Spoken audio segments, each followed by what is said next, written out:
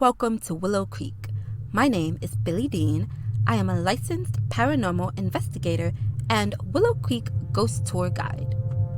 Tonight, I will be taking you on one of my favorite tours, the haunted tour of the Crawdad Quarter. We're going to talk about murder, mayhem, disease, and all that juicy stuff. I'm going to learn a bit of history too.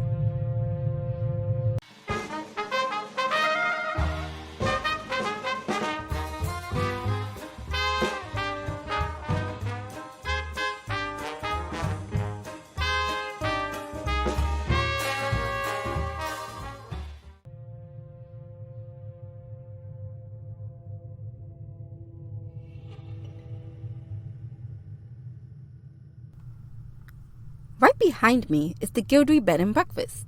It is the site of one of my favorite ghost stories in Willow Creek. The Gildry Bed and Breakfast, or more commonly known as the Gildry Inn, was ran by Claude Rene Duplanter Gildry and his wife, Temperance Spector, during the mid-70s. Now, here's where things get rocky. This building was used as a trap to lure unsuspecting visitors into a chamber of murder. That's right, Temperance and Gildry were Willow Creek's modern-day Bonnie and Clyde, complete with a dash of H.H. Holmes. It is said that over 35 Sims were killed in this very building, with most of the murders being carried out by Temperance. Gildry was known around the corner as a player, often seen at bars hanging out with other women. Among those women, a very special lady, Broomhilda, a local maid with whom he began having an affair with around 75. Once Temperance found out about this supposed affair, let's just say she lived up to that temper in her name. Temperance drove down to the house Broomhilda was employed at and stabbed her 18 times. It wouldn't be too soon after when she went back to the inn with Broomhilda's body and started a huge fire, killing about 5 guests, Gildry, and herself. A guest that was luckily able to escape the fire's grasp in time claimed in an 1983 Public Central interview that the last words Temperance said before starting the fire was, "Now we'll be together forever." Talk about a classic love story. The inn was restored back to its southern beauty in 1981 and was under new management. Sadly, some of the inhabitants, including Gildry and Temperance, never seemed to have left the inn. Now, the spirits or energies of Gildry, Temperance, and those guests, they're mischievous. People would regularly call up the front desk here, complaining, saying, "Hey, yeah, we're hearing non-stop footsteps going up and down the stairs on our hall. We can't sleep. Please do something." At which point, the front desk must explain, "No, that isn't possible, as every guest is in bed before lights out." Now, we consider them to be specters. These are disruptive, mischievous ghosts who aren't able to move on. One woman woke in the middle of the night to report a woman standing by the nearby fireplace and staring up at her. She said the woman turned toward the door, screamed, and vanished. But my favorite account comes to us from a couple who stayed in the inn for their honeymoon. They wanted to see the ghost. They were into it, but nothing was happening for them. Finally, they came on a tour much like this one to find out more. They get to the stop, they raise their hand to complain and say, "We don't think this is real. We stayed on the top floor and nothing happened to us." A week later, the company gets an apologetic letter back from the couple because while they didn't have a supernatural experience during their stay, they noticed in between pictures of Brandy Street the night before and coffee and beignets the next morning, a photo of the two of them, asleep in their bed, taken from ceiling level.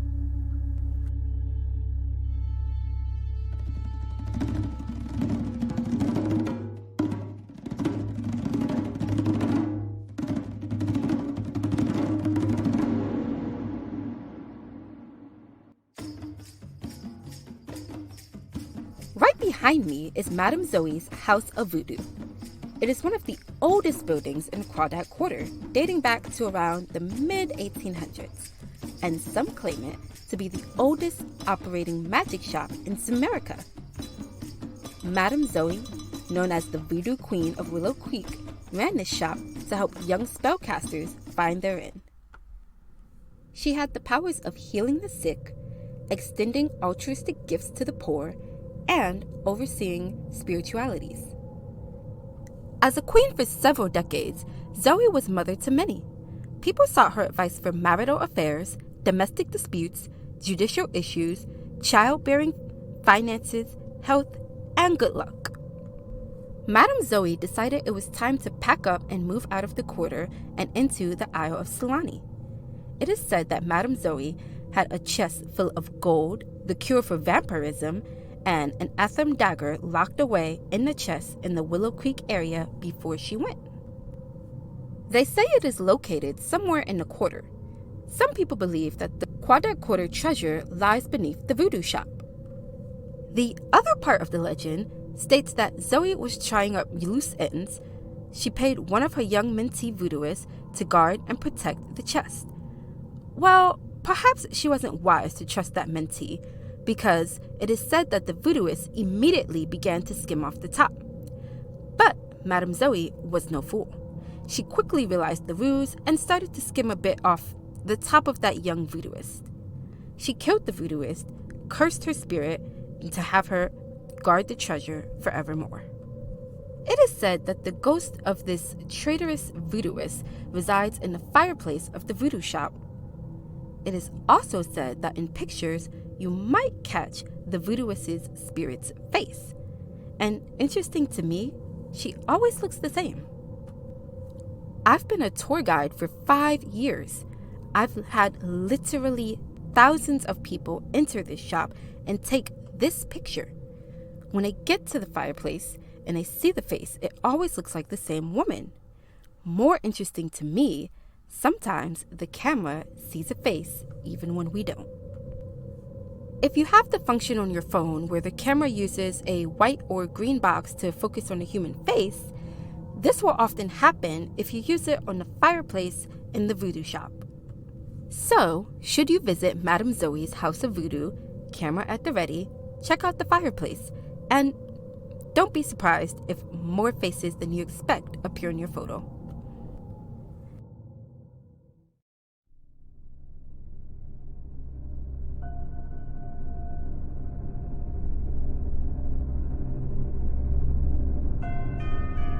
A lot of people call this place a cemetery. Other people call it a hellmouth. I think it is a beautiful example of our Willow Creek mystery. While not technically located on the quarter, the cemetery sits at Stage Estates, a walking distance from the quarter. Legend has it this is the very ground where the cemetery stands was a battlefield in the Plebeian War of 1822. Over 800 soldiers fought and died in this very spot. It wouldn't be too soon after when the city converted this ground into a cemetery to house the dead. Visitors and tourists would reportedly hear strange noises emitting from the mausoleums, scratching and screaming. What's even more strange, though, is the fact that the St. Louis sits next to the Levine Estates, a plantation home where Madame Victoria Levine tortured and killed her slaves. More on that in a bit. A bunch of Willow Creek's most prominent residents rest in this very cemetery, most notably Madame Zoe. Tourists and visitors would come here often to leave flowers and ask for help, guidance, and prayers. Some even say that Zoe actually grants these wishes from beyond the grave.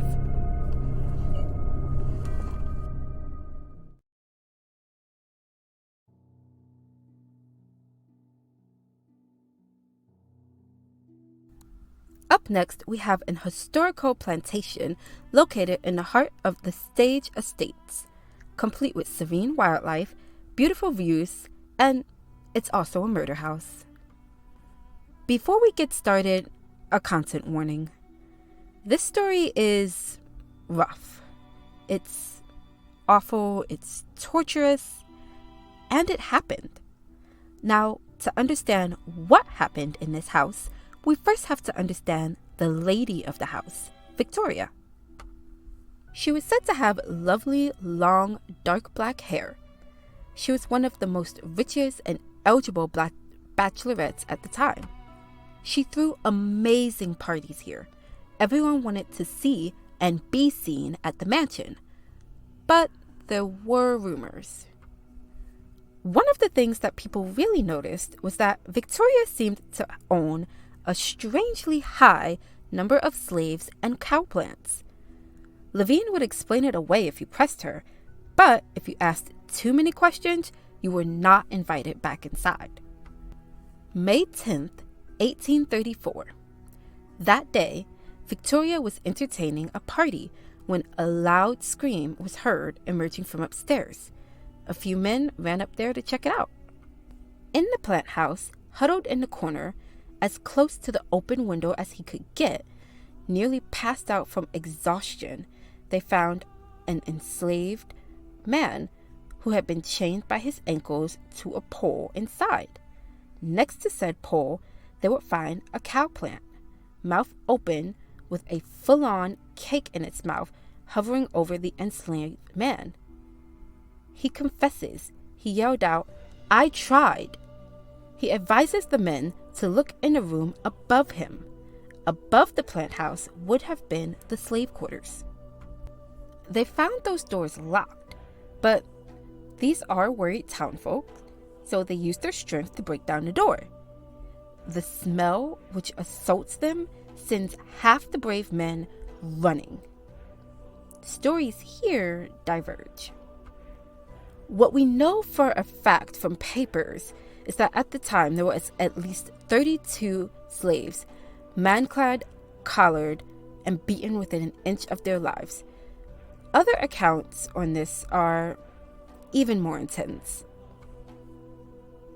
We heard of what sounds like experiments in pain. People's limbs stretched beyond capacity, tearing muscles and bones, cow plants devouring humans whole. Even rumors of Victoria being of vampire or undead nature.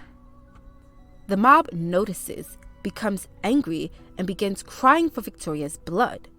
Little did they know, Victoria, scared of being humiliated and brought to justice, slit her throat the morning after with one of the many knives she used to torture her slaves, right in the field here. This case brought about the No Cow Plants Act of 1835, which would ban the use and growing of personal cow plants in homes. I have a friend whose grandma, born and raised here, sweet older lady from a long line of locals, and she likes to take walks in the Crawdad Quarter and Sage Estates. Sometimes she walks in this area, but she flat out refuses to pass along this road here leading up to the plantation. We had another family, a family of 4, who wanted to do a cute, creepy family photo right here on the steps. Picture came out fine. They sent it to us. They also said in the email that something had followed them home from the house, stayed with them for a couple of months, got bored, and left. We asked what followed them. They said something. A big event that happened in the early 1900s, this estate was turned into a hotel. But it didn't last. One family in particular, a husband, wife, and little baby in a crib, had the following story to report. The husband would report waking in the night, looking instinctively at the baby's bed, and sees something that shouldn't be there. It's a lady standing over the crib. First he thought it was his wife, but then he realizes, no, his wife's asleep beside him. And anyway, his wife did not have long, dark black hair. This figure runs away, and the man doesn't chase it. He wants to check on the baby. He looks in the crib and screams. The baby's socks have been pulled off, he said, and stuffed jammed down the baby's throat.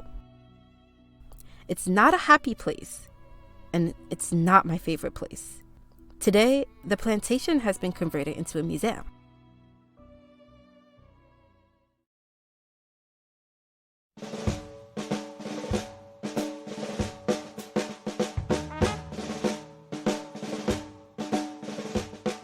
Folks, that's our tour, and I hope y'all enjoyed it.